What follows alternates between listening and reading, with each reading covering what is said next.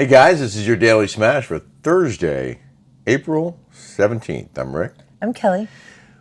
We're going to do a Real Housewives of Beverly Hills reunion recap. We just finished watching episode 3, and I think right out of the gate, I just want to ask you, because the show ends with Garcelle storming off, won't take a photo, and then starts ranting and raving and clearly is done with the show. She says she's done, and her reason was, she said they didn't have her back. They didn't have her back. None of them had her back. Not one of them had her back. She was done with the show. And here's Andy Cohen, like, what? Like, why? Like, what would you do? Like, don't you want to, like, abuse me some more? Like what? But you said you experienced the same thing. I experienced the same exact thing. Okay, this is what I think. I think they all were talking crap about Dorit and the break-in that happened. I think they all were in, cahoots. Exhibit A.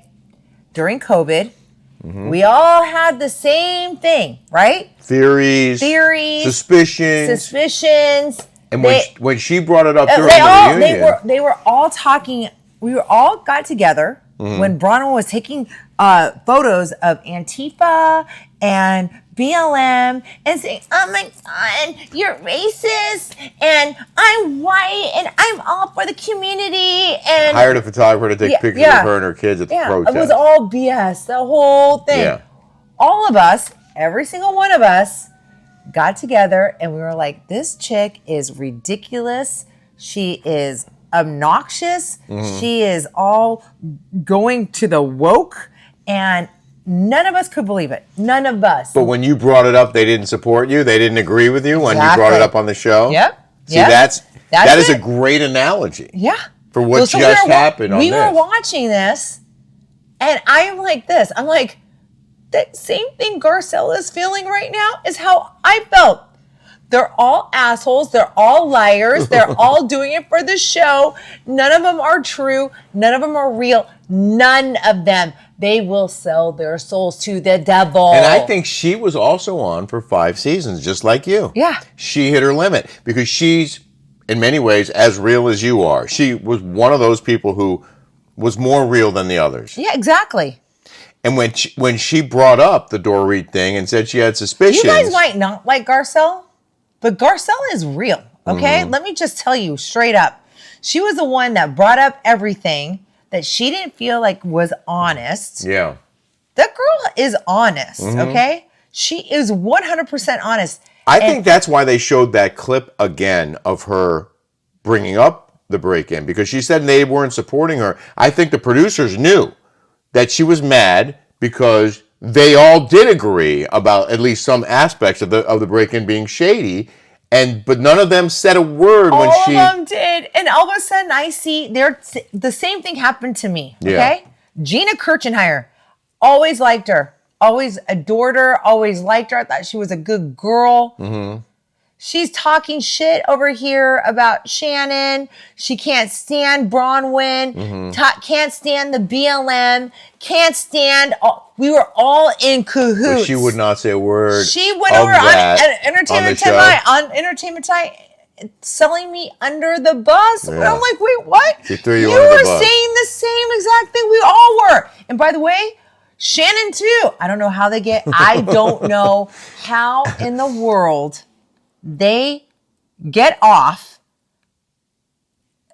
and because I guess they keep their mouth shut during the show. They are playing the game. Yeah, they're playing the game. And even though it's the Real Housewives, it's not. They're less real because they want to do another season. Yeah. And if they are as open and honest as you were and others have been. I wasn't going to. Well, actually, I thought I was going to do another season. To be like, I knew, but I didn't really care. Okay. Because I had some money. I had him and I had my own money. And I was like, I don't freaking need this shit. Like, I don't care. It's a lot of work. It's a lot of bull crap that's fake. None of us are friends. None of us. Not one of them are friends. No one comes together as friends. It's not a friend group. Gina and Emily weren't friends. Emily and I were really friends. like we were really good friends. We talked on the phone all the time. Listen, you and Shannon hung out all the time. Oh, too. Shannon and I hung out all the time too. Yeah. But when it comes to the show, I was talking to Vicky for what, 2 hours yesterday on the phone? Yeah. She's like, yeah, I don't really, yeah. I'm like, yeah, me and Shannon are good. We were good. But when she's filming, you know, she's really busy and she, you know, she doesn't really want to tell me anything that happens because I might slip.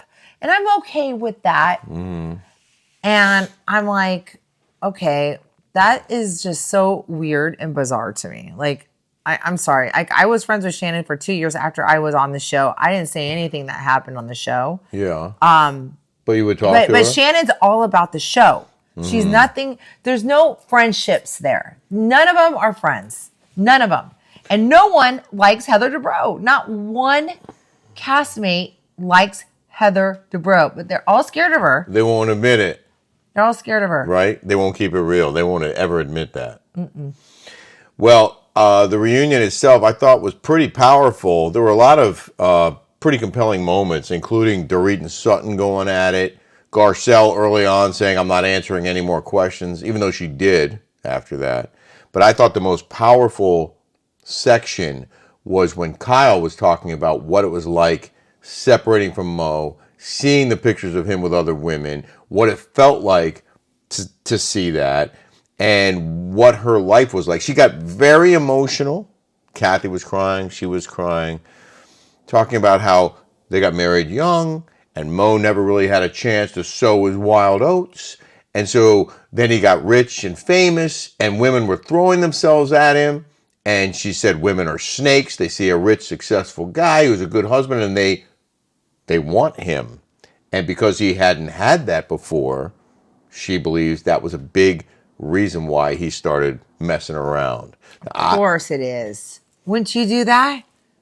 Honestly. I mean, you've done that. I did it before. I wouldn't do it now. I got this over here, and I'm fully committed. I'm saying I sowed my wild oats. But I'm saying you were in a relationship at 50 years old. And I just said I did with Lauren, it. And you cheated like crazy on her. I did. Yeah. I'm the first to admit it. I was sowing my wild oats. I was enjoying whatever freedom I wanted to enjoy. I was not good in that respect. Why were you in a relationship? And I want to talk about but all of us women want to know, why were you in a relationship and then sowing your wild oats? Well, there's no comparison between the relationship I had and the relationship they had. They had kids together. They were together for 30 years. Yeah. They had a beautiful home together. This was a real marriage. This was solid. And they were on TV together for a very long time. Yeah.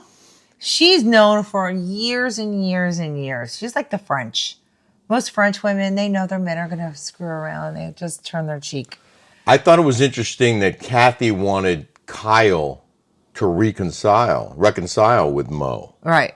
And Andy was surprised by that. He didn't think that she would say that. But she said she'd like things to stay the same. But then, well, a lot of people, and I think a lot of women, especially people that are French or Russians, my Russian friends, they stay married. They go have their own separate things. They go fool around. They go do their thing. And they keep it together. They keep their family unit together. So why do you think... They go do their own thing. And you know how my friends are. Like, they do that. Well, why do you think that Kyle didn't do that with Mo? Why do you think I think she would have. But I think it was embarrassing. I think there was things out there, and she just didn't want to look like a pushover. She knew. She's known for years and years and years. Trust me. Well, trust me. He's been doing this for over 10 years. She's known this. The thing that I thought was ridiculous, and they all do, by the way. The thing I thought was ridiculous is that she never fully came out and admitted that she had a relationship with Morgan. No one said Morgan's name. No one would go there. Even Andy was kind of dancing around it. And I think that was Garcelle's limit. It was just like me. And that whole BLM happened to be a bunch of bull crap, right? And everyone bought into it. But I was the villain. Okay? And I think that's, I think that Garcelle... I feel for Garcelle. Like, I empathize with her. because they're all talking all this bull crap, and she knows exactly what's going on, and it's all a bunch of bullshit. Yeah. Well, Kyle kept sort of suggesting, well, she never came out and said it. No. And Andy said, well, I came out to my parents. And Kyle goes, well, I didn't say that. I didn't say I did that. Yeah. She kept trying to cover her tracks.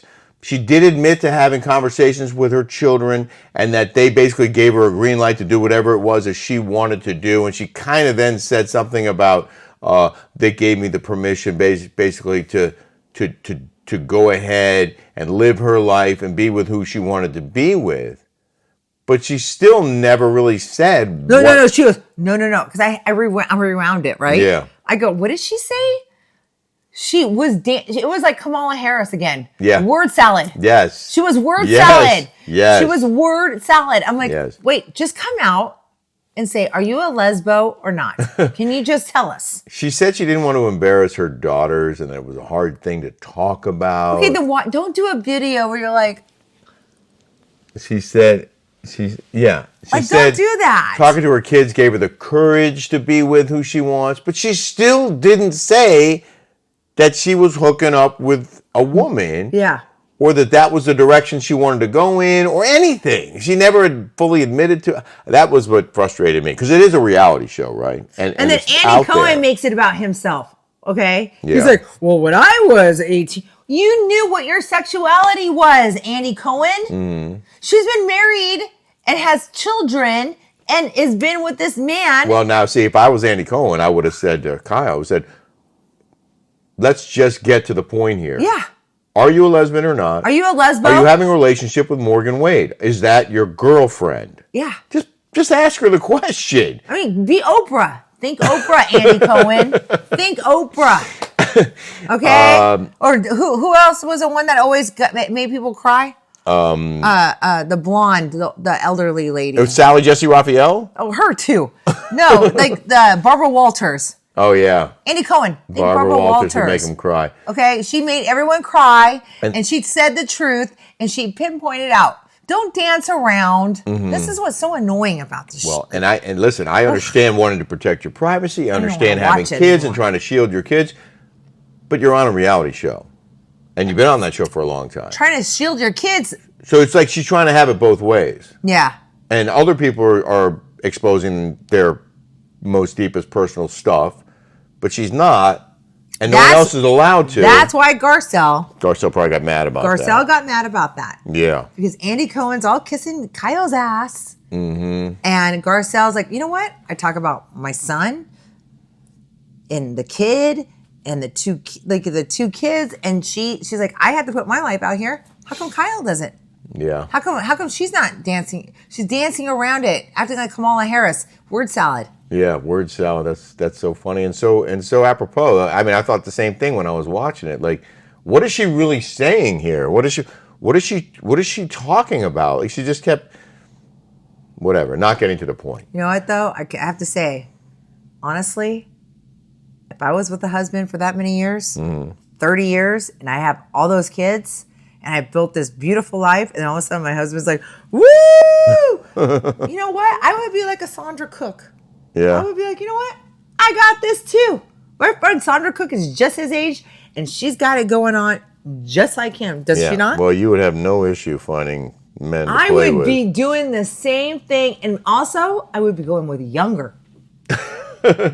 Well, that's not something that's going to be an option for you, Kelly, because I'm not going anywhere. You know I'm not stepping out. That's the stuff I want to see. I don't want to see two scissor sisters. I want to see Kyle Richards getting on like Donkey Kong, whooping up in Aspen, which is a lot of old people there, by the way. She's going to do what she's going to do. She's going to be with... so you're going to go with some tatted up 20-year-old that has a losing singing career? Really? Like, that's ridiculous. Well... That's... you know what? Julie would be so embarrassed. Oh, for sure. It was a pretty powerful episode. But Julie wouldn't be embarrassed saying, hey, you know what? Kids, gather around. I'm going to act like a lesbian so I get another season of $1.5 million. And you guys could all... You know what? Julie's like, yeah! I'm on board too! Uh-huh.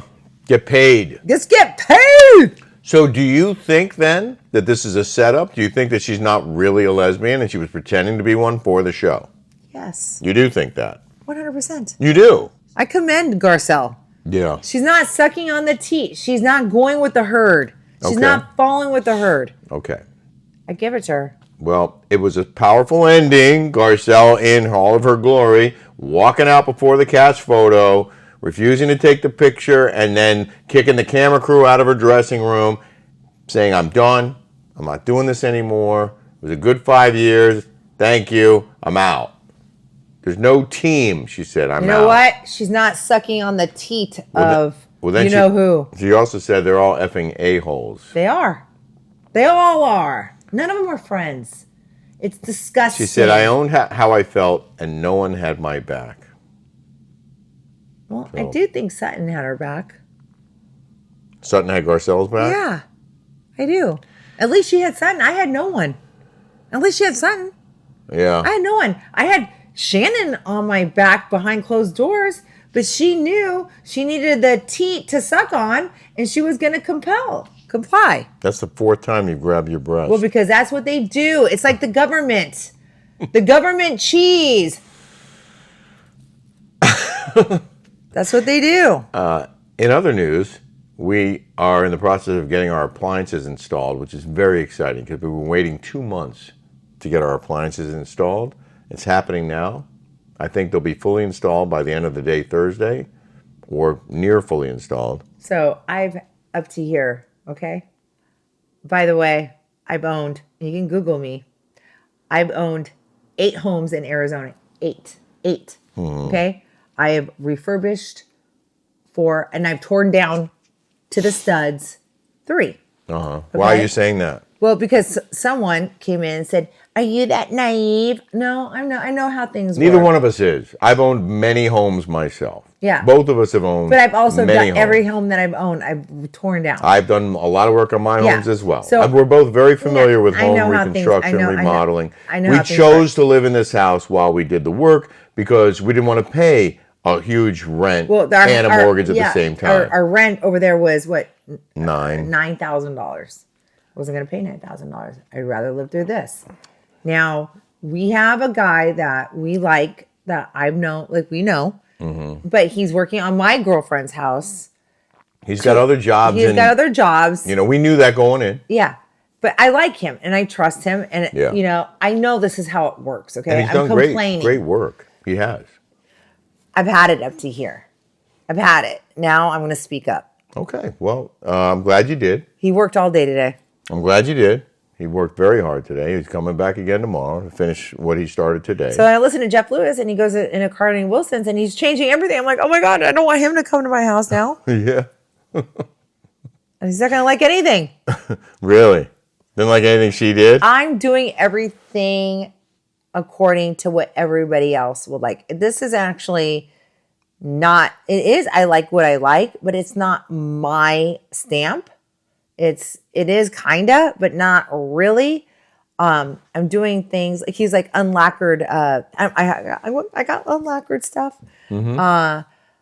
Honey, you have the best taste, and what you're doing in this house is above and beyond. It's going to be absolutely beautiful. And this house, if and when we're ready to sell it, is going to sell in a heartbeat. It's going to sell for a lot of money because it's going to be the best house on the block. It's going to be the best house in the neighborhood, and people are going to want it because it's going to be awesome.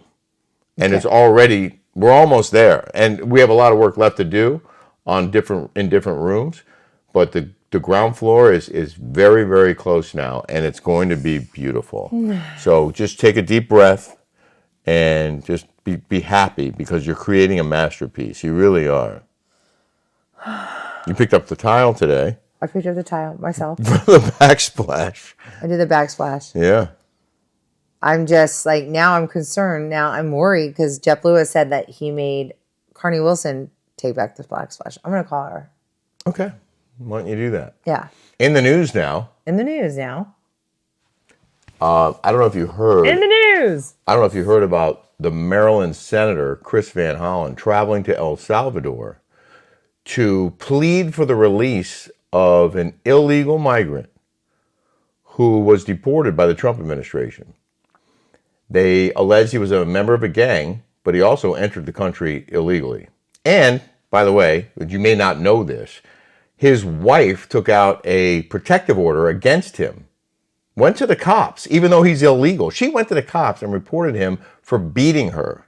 Said she was fearful for her life and took out a restraining order, a temporary restraining order against her husband. But there she was, pleading with the reporters and the cameras, oh, bring my husband back from El Salvador. Well, the senator from Maryland went to El Salvador for this guy who is in the country illegally. He's not even a citizen. He called him a Maryland man.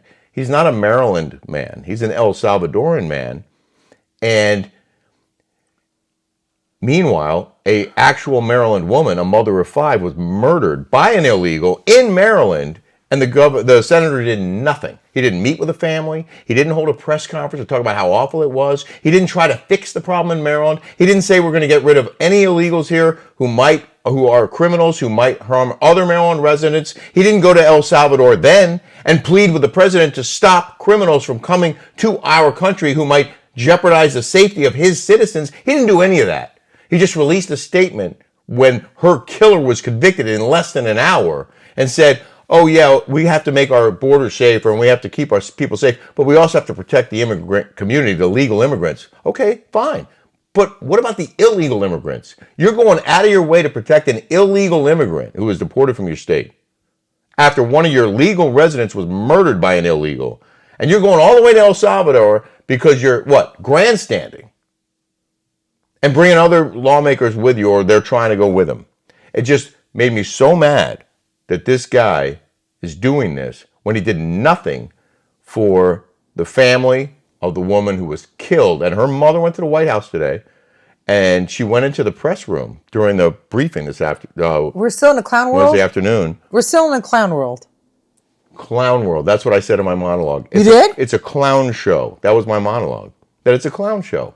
And not a single reporter asked the mother a question. What else did she think? How did she feel about this, that, or the other? Nothing. No one asked her a question. There's no right. There's no wrong. There's nothing. There's no laws. There's no order. Like defund the police. What do you think's going to happen? What do you think's going to happen? Keep voting that way. Keep voting that way, and you'll have all kinds of chaos. That's what's happening. And it's happening around the world, and no one sees it. No one sees it. Yeah. It's unfortunate. It is. It is. But anyway, can I just tell a good story real quick? Oh, yeah, sure. Sorry, we're going a little long here. Our friend Chris Zorian, who is a chef that we've been doing chef stuff with him all the time. Chef Zorian. He died. I talked to him on the phone. I saw a thing on Instagram. I really don't see Instagram, like my Instagrams. And he's like, I almost died.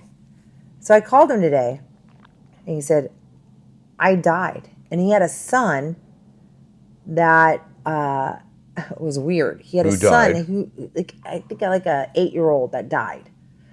And he said he was partying a little too much, working too hard.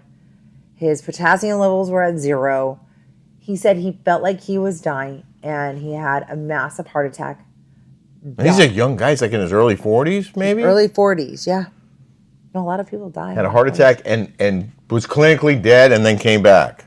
So he said when he died, well, I want him to tell you, actually. Yeah, we should interview him. I want to interview. Yeah. When he told me what he saw, it was like, wow. He goes, I have it. Like, he was like, it was on camera. Like, he was on Top Chef. It was on Chef Ramsay. He did a competition show. On Fox with Chef Ramsay. But he's on the Food Network right now. Mm-hmm.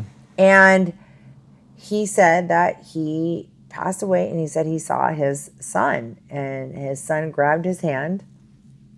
And he said it was like a peaceful, like, I want you to hear it from him. But he said, I died. And he goes, actually, I don't even want to be here. Like, it's because he wants to join his son? Well, he has kids here. Like, he has his wife. Yeah. And he has other family that he wants to be here with, right? Yeah. But he said it was so peaceful. Wow. And, like, it was amazing. He said, and he goes, I saw the light. Wow. No one knows. So anyway, I'm at Legence today, and I'm with a Muslim and a Jew and a Catholic, right? All three of us. It's Easter. Is this a joke? You walk into Legence and there's a Muslim, a Jew, and a Catholic? I swear, I promise. And my friend Chris is talking to me on the phone. I was kidding. Go ahead. Yeah, it's kind of like that. Yeah. And I said, I don't care what religion you are. We all believe in God. And then the Muslim goes, and Abraham said, and I was like, wait, what? I'm like, we all are on this earth to be kind and nice and why are we fighting amongst each other? Why? We're all why? Why are people fighting? Why are people protesting on college campuses in America about another country? Let's just all get along. Why? I wish that was possible. On that note, we hope you guys have a peaceful, wonderful Thursday. Holy Week, baby. Yeah. We'll see you on Friday. Good Friday. And check out our Rick and Kelly show. Is it Good Friday? Check out our Rick and Kelly show this week. Jamie Kennedy, some home improvements, and some very compelling stories. Plus, highlights from ChumpCon that we could not show on YouTube because of the music and the content. ChumpCon highlights on the Rick and Kelly show this week. Have a fantastic day, everybody. Bye, guys.